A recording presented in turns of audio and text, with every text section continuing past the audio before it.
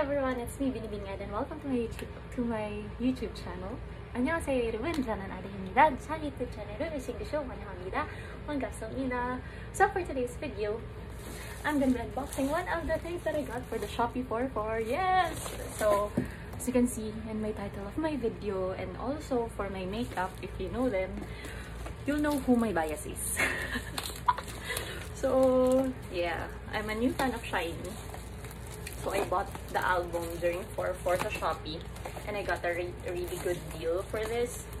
So yes, sobrang bilis lang. Dumating siya yesterday 7. So I ordered this April 3. Tapos it got here April 7. I think that this came from This came from Korea pa. So wow, let's open this one.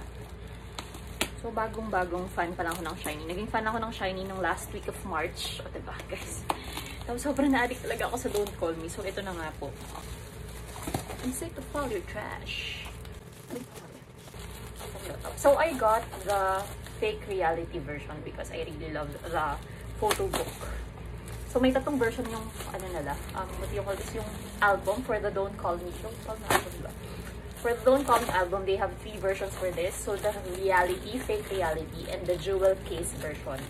So, akala ko before, photo book lang kasama nitong fake reality. Sabi ko, hala, bibili pa pala ako ng jewel case. But, amazingly, it's here. It's here.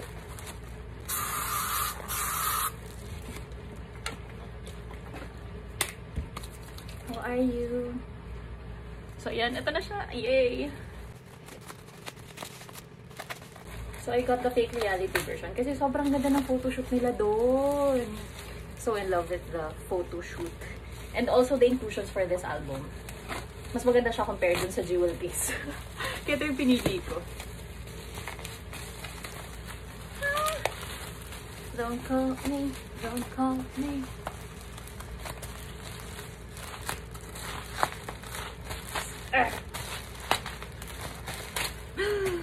Oh, ganda! Oh my gosh, it's so cute. Oh look, nice. So, you know, in the back, para siyang telephone. So, sa mga Gen Z, ganito. So, andyan yung tracks nila sa number 1, Don't Call Me, Heart Attack, Marry You, Code, I Really Want to Kiss Kiss. Actually, pinakagusto ko, pero sa Don't Call Me ha, I like Attention, Kiss Kiss, Marry You. Code, lahat. Lahat ko siya gusto, kaya ako siya binili. That's the reason. Ayan o. Tapos ito, SHINee 7. Because this is their 7th album. Ang institusyon na sila sa K-pop. They have been in the industry for almost 13 years. So, they're celebrating their 13th year on May 25. Oh my gosh. How do I open this? I'm sick of all your trash. Oh my gosh, sira ko pa. Hallelujah. I don't think I have the poster. Parang ganun. I don't know why, pero wala akong poster. I didn't get the part. It doesn't include the poster. Oh my gosh, ito na siya. So done. Okay, gusto ko to. Any resemblance to the actual person or event is purely coincidental. And SHINee 7, so these are the...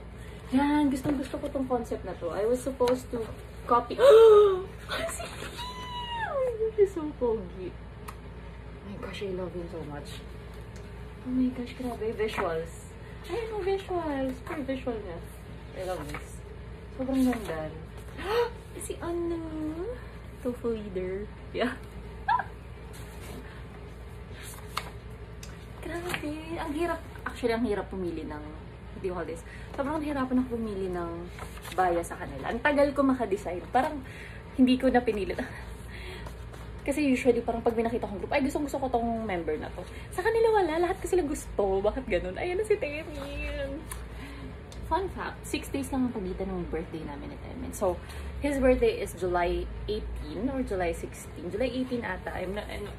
I think it's July 18 and my birthday is July 12. So, I'm just older than him by 4 or 6 days. Sure. Pwede na ba, Lord? Charot. 6 days na lang ito. Ayan. Ang ganda. Super ganda. Oh, ang pogi. Manonood na ako ng Warang, promise. Because of Minho. Because fan na rin ako ni Minho. Ang sayo. Mamaya ko na siya titignan lahat. So, ito talagang hinihintay ko. Ito talaga. Ayun na. Oh my gosh! Ano to? Listen.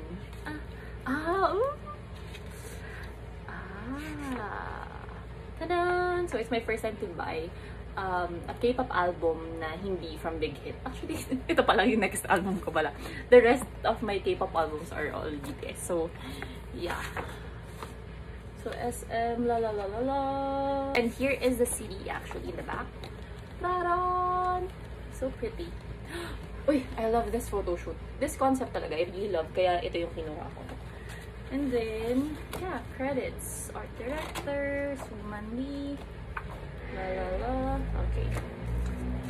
Ito ako na-excite sa photo card talaga. So, let's see who's my photo card. Let's be... Sobrang na-impress ako sa album kaya ako binili.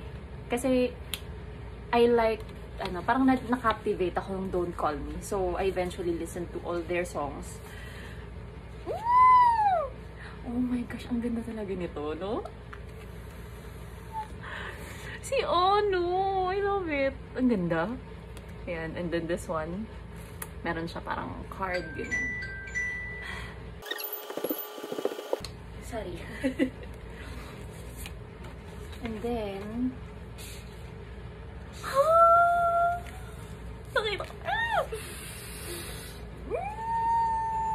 I love it. Alright. Yay! So, Jinky and Kibom right here. So, this is a postcard, I believe. Diba ang ganda? Sobrang ganda. I love it. And then, I'm gonna... Oh, I like this so much. I saw this sa ibang unboxing. This one is the... This is the lyric book. Newspaper style. So, sobrang artistic. I love it. Flying saucers cover the Area 7. Kiss, kiss. Aww. I love it. Ganda. And also, this one is... Sino to?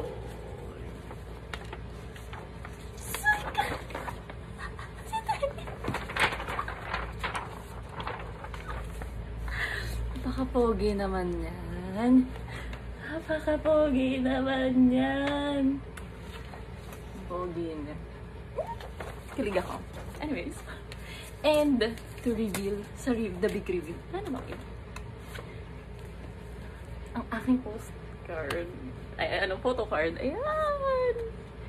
Si Jinky. Ang cute-cute niya. Ang ganda ng hair niya. Nagpaganyan din kaya akong hair. Charot. So nice, no? So yeah, that's it. These are the inclusions of my Don't Call Me album. So if you want to order, you can order through Shopee. If you want the link, just tell me. Yeah.